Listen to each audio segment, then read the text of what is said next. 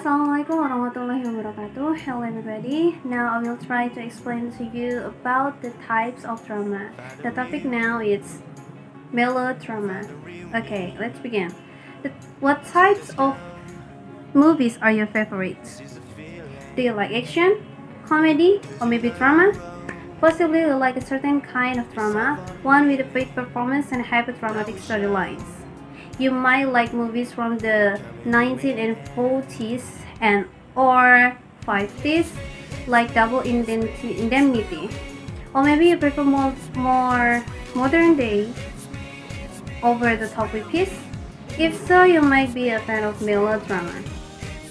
Broadly, melodrama is a type of narrative in which the overdrama plotline is designed to play on people's emotions, sometimes at the expense of character development, subtext, and nuance.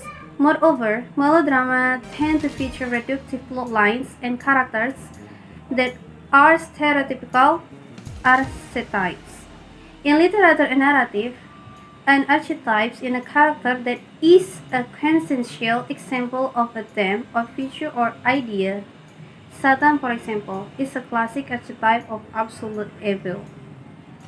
The characteristic of melodrama. In the present, the word melodrama tends to have negative connotation. For example, a person who is acting hysterical or over-emotional might be called melodramatic. In the context of literature and theater, however, it is merely used to describe a certain types of story that emerged around the late 18th and early 19th century.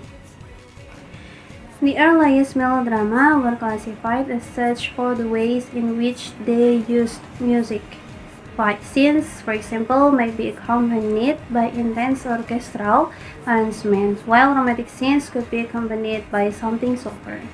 This was to heighten the emotional impact of scenes. If we go back to the Wizard of Oz, think about the Dorothy Persis, the witch riding her bicycle in the tornado. The music is high-pitched and fast to convey a sense of dread. Another good example would be the shower scenes in Psycho, 1960, where the scratch of strings instrument underscores the terror of the moment. As the genre grew, audience came to associate melodramas with other characteristics, like those mentioned in the previous section. Moreover, they became hugely successful throughout the 19th century, in part because they were so accessible.